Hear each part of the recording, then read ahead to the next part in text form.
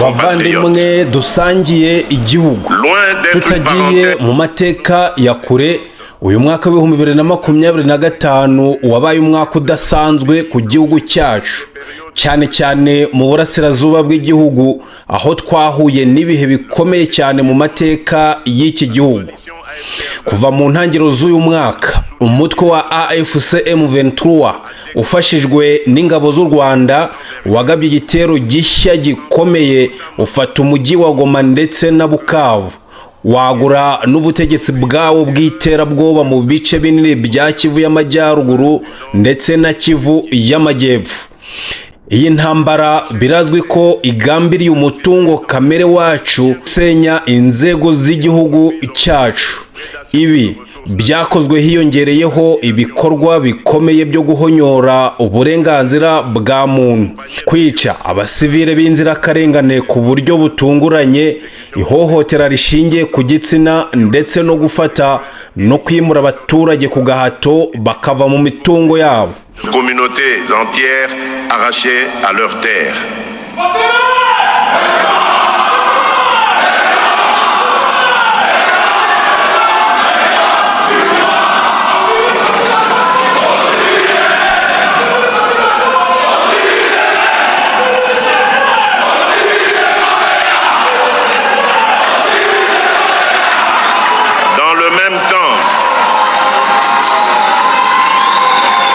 Dans le même temps, d'autres groupes armés ont contribué de répandre. Mu gihe kimwe n'indi mitwe yitwaje intwaro yakomeje kwica no guteza akababaro, cyane cyane mu bice bya Ituri, aho abaturage bacu bakomeje kuba ingoyi mu gihugu cy'ivangura n'ubugome buterwa n'imitwe yitwaje intwaro y'imbere mu gihugu n'iy'amahanga.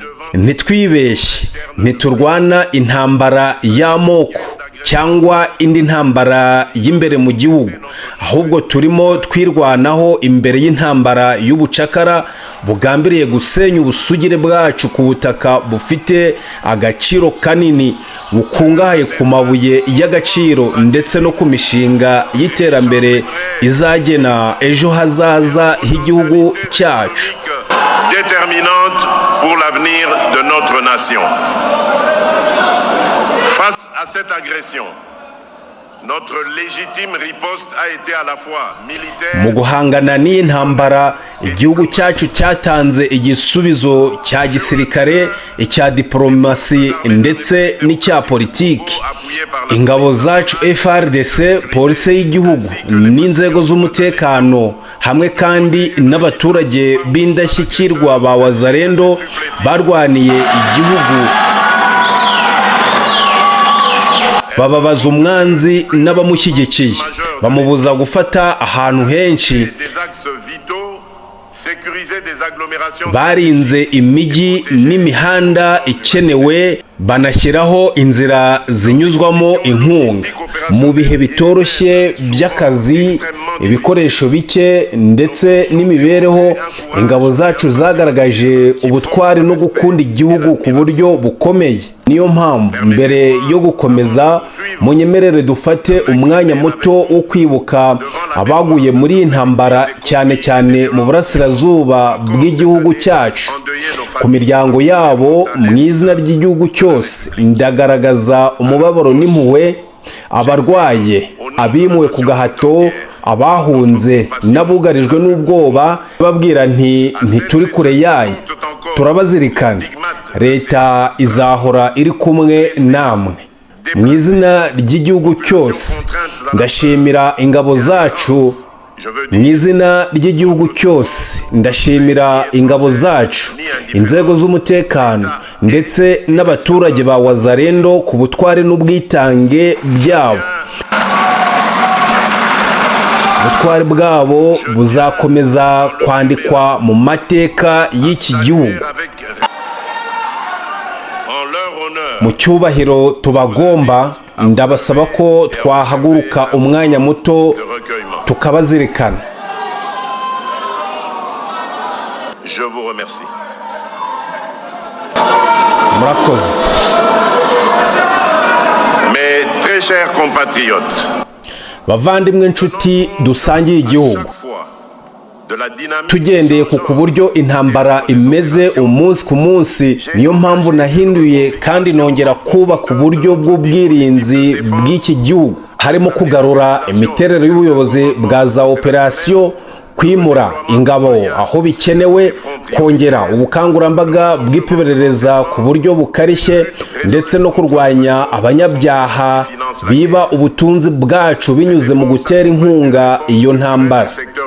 Ibi byose bijyana no kuvugurura inzego z'umutekano kugira ngo ingabo zigire ubunyamwuga, zibone imibereho myiza, kuzongerera disipurine n'ubumenyi mu kugendera ku mategeko, kandi ntizihonyore uburenganzira bwa rubanda.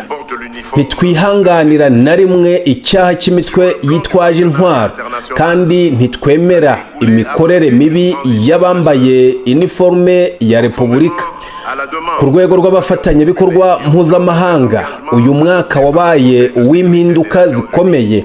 MONUSCO yarangije imirimo yayo muri Kivu y'Amajyepfo mu mwaka wa 2024, hanyuma igabanya imikorere muri Kivu y'Amajyaruguru no muri Ituri. Nanone umuryango wa SADC wari waraje mu mwaka wa 2023 gufasha, warangije manda mu mwaka wa 2025, bigaragaza ko nta muryango w'amahanga wabisimbura burundu. Kurinda ubusugire bwacu ni inshingano z'igihugu cyacu. Ntabwo ibi bivuze ko twigize ba nyamwigendaho, bivuze ko twavuye mu bihe byo gutegereza amikoro y'amahanga tukajya ku rwego rwo kongera ubushobozi bwacu, tugakorana n'amahanga ku kubahana ndetse no kubahiriza amategeko yacu. Mu rwego rwa diplomasi, Repubulika Iharanira Demokarasi ya Kongo yakomeje kugaragariza isi ukuri ku bibera mu burasirazuba bw'igihugu cyacu, kandi umuryango w'ubumwe bwa Afurika wabitangaje nta kuzuyaza. UN Security Council ku nshuro ya mbere kuva iyi ntambara yatangira yafashe umwanzuro ushinja u Rwanda kwivanga mu gihugu cyacu, kandi isaba ko rucyura ingabo zarwo aho ziri hose. Muri icyo gihe nyine, ndetse ku nshuro ya mbere kuva ku gutera igihugu cyacu, inama y'umutekano w'abibumbye yemeje umwanzuro wa 27/9/09/03 usaba kandi ushinja u Rwanda ko rwateye Repubulika Iharanira Demokarasi ya Kongo, ndetse usaba ko ingabo zose z'u Rwanda zivamo ako kanya. Ni muri uwo murongo no kubahiriza inshingano z'inyungu zikomeye z'igihugu, twatangije inzira ebyiri zikomeye za diplomasi. Ku ruhande rumwe, itangazo ry'ihame ryasinywe muri Mata mu mwaka wa 2025, aho ibiganiro byabaye biturutse ku bufasha bwa Qatar n'umuryango wa Afurika yunze ubumwe n'abandi bafatanyabikorwa, byagejeje ku isinywa ryo kwa 27 Kamena 2025 i Washington. Ni isinywa ry'amasezerano y'amahoro hagati ya Repubulika Iharanira Demokarasi ya Kongo n'u Rwanda, maze ayo masezerano atangira kubahirizwa kuva kuri iyo tariki. Natwe mu gukurikirana inyungu z'igihugu cyacu, twatangije ibiganiro bibiri bikomeye. Icya mbere ni amasezerano ya Washington na Kigali yo ku itariki 4 z'Ukuboza umwaka wa 2025. Aya masezerano yashingiraga ku kuva kw'ingabo z'u Rwanda mu gihugu cyacu, yarebaga umutwe wa AFC M23 gusenya imitwe yitwaje intwaro iri ku butaka bwacu, harimo n'iy'amahanga nka FDLR b'Abanyarwanda, ADF n'indi.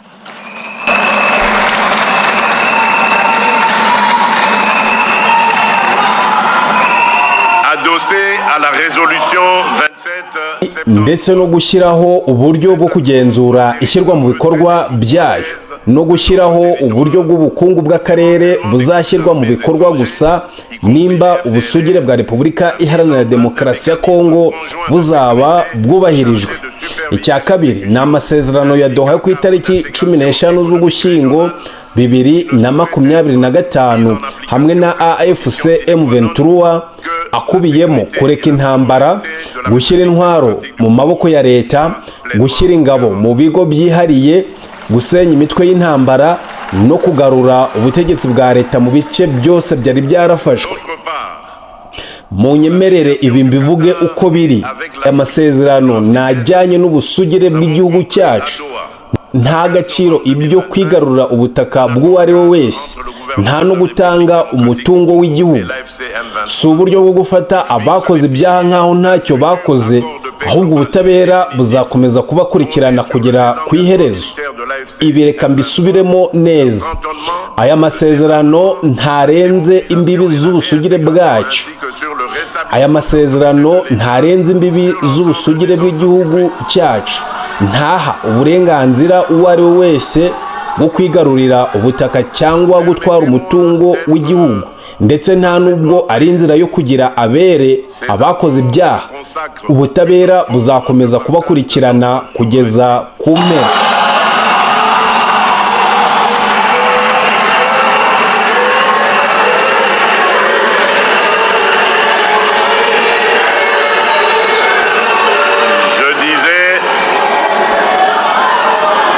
Permettez-moi d'être parfaitement clair, ces accords ne consacrent aucune forme de partage de notre souveraineté.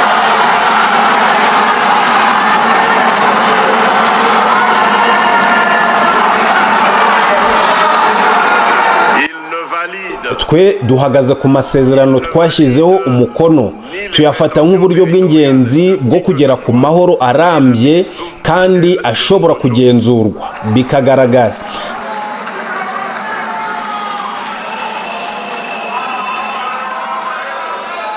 Ntabwo tubibona nk'ukugabana cyangwa gutanga ibyacu, ahubwo tubifata nk'ikimenyetso cy'ubushake bukomeye bwo guhuza imbaraga zacu n'ingabo n'ubushobozi muri diplomasi. Guhera ubu ibikorwa byacu bigomba kuyoborwa n'ibintu bine by'ingenzi. Icya mbere ni ugukuraho ingabo zose z'amahanga ziri ku butaka bwacu, haba iziri ku mugaragaro cyangwa n'izihishe inyuma y'indi mitwe.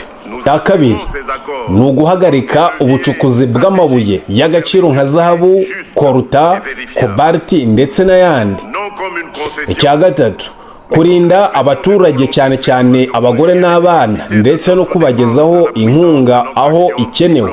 Icya kane ni ugukomeza amahoro mu gihe kirambye binyuze mu kurinda umutekano, guteza imbere ndetse no kunga ubumwe mu nzego z'ibanze. Toute force armée étrangère opérant sur notre territoire. Nubwo twagize umutima mwiza tugakorana amasezerano, u Rwanda rwayishe ku munsi wakurikiyeho. Ingabo zarwo zarashishije intwaro ziremereye ibisasu bivuye muri Bugarama, bihitana abaturage n'ibintu muri Kivu y'Amajyepfo, cyane cyane ahitwa Kaziba, Katogota na Rubarika, binyuranye n'igenzura ry'amasezerano. Ibi bintu byose bihura n'ukuri kwari kuzwi kera kandi kwagiye kwemezwa n'umuryango w'abibumbye. Mu by'ukuri itsinda ry'inzobere z'umuryango w'abibumbye ku birebana na Repubulika Iharanira Demokarasi ya Kongo muri raporo yawo ya nyuma yo ku itariki 23 Kamena mu mwaka wa 2025, hanyuma rikongera kubyemeza ku itariki 19 Nzeri mu mwaka wa 2025, ryanzuye ko ingabo za RDF zigenzura kandi ziyobora mu buryo bwuzuye ibikorwa bya MV, bityo bigashyira leta y'u Rwanda mu ruhare rwuzuye kuri ibyo bikorwa. Mu gukomeza kubahiriza ijambo twatanze ndetse no gukurikiza uburyo bwo kugenzura twumvikanyeho, mu gukomeza kubahiriza ijambo twatanze ndetse no gukurikiza uburyo bwo kugenzura twumvikanyeho n'abafatanyabikorwa bacu, Repubulika Iharanira Demokarasi ya Kongo ntizigera yirengagiza inshingano zo kurinda abaturage bayo aho bari hose. Tuzahora duharanira inzira ya diplomasi, ariko ntituzigera turigisa ubusugire bw'igihugu cyacu cyangwa umutekano w'abaturage bacu. Repubulika Iharanira Demokarasi ya Kongo ntizigera ihunga inshingano zo kurinda abaturage. Tuzakomeza inzira ya diplomasi, ariko ntituzigera dutanga ubusugire bw'igihugu cyacu, nk'uko nabigarutseho mu muhango wo gushyira umukono ku itangazo ryemeza ku mugaragaro amasezerano ya Washington agamije amahoro n'iterambere. Ndacyemera ko iyi nzira ya diplomasi ari inzira nshya, ishobora kuba ikomeye kandi igoye, ariko inzira itugarura mu mahoro ashobora kugerwaho. Repubulika Iharanira Demokarasi ya Kongo, nk'uko yabyiyemeje, izakora uruhare rwayo rwose mu bwubahane no mu kwihangana, iri kumwe n'abafatanyabikorwa bayo. Ariko tuzakomeza kuba maso, tutaba abanyamujinya. Tuzaba duhamye mu kuri kandi twizeye mu buryo bw'umwimerere.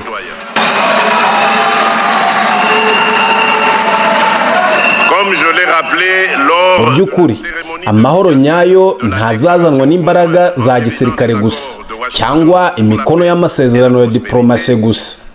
Amahoro azigaragariza mu buzima bwa buri munsi, mu kugaruka kwa leta itanga uburezi n'ubuvuzi, mu kongera gufungura imihanda n'amasoko, gusubira mu mirimo, ku bigo by'ubucuruzi by'imbere mu gihugu bigatangira gukora, no guha amahirwe urubyiruko yo kubona imirimo n'ejo hazaza. Uko ubuyobozi bwa leta bugenda busubira mu bice bwari bwaravanwemo, intego yacu irasobanutse: ni ugukomeza kwimakaza ituze n'umutekano mu bice byasubijwe mu maboko y'igihugu, no gutegura uburyo bwizewe kandi buboneye bwo kugarura abaturage bavuye mu byabo ku butaka bwabo. Hari no kongerera imbaraga ibikorwa byo kongera kubaka uburasirazuba bw'igihugu. Ni kimwe mu byo duha agaciro cyane mu bikorwa byacu, kuko igihe cyose hari umudugudu n'umwe, akagari na kamwe cyangwa se umusozi n'umwe mu gihugu cyacu ugihangayikishijwe n'intwaro zitemewe, nzahita mbona ko umurimo wacu utararangira. Bavandimwe dusangiye igihugu, ndemeza ko iyi nzira ya diplomasi ishobora kuzana amahoro, nubwo ikomeye kandi igoye. Amahoro nyayo azagaruka igihe ubutegetsi buzasubira mu baturage, amashuri agafungurwa, amavuriro, ubuvuzi bugatangwa, imihanda ikongera gukora, amasoko akongera gukora, n'imishinga y'urubyiruko igahabwa icyerekezo. Icyo gihe nibwo imbaraga z'igihugu zizaba zigarutse mu gihugu hose, igihe nta mudugudu n'umwe, nta kagari, nta musozi uzaba ukiri mu maboko y'amasasu mpuzamahanga. Ibyo bizaba bivuze ko umurimo wacu uzaba utararangira.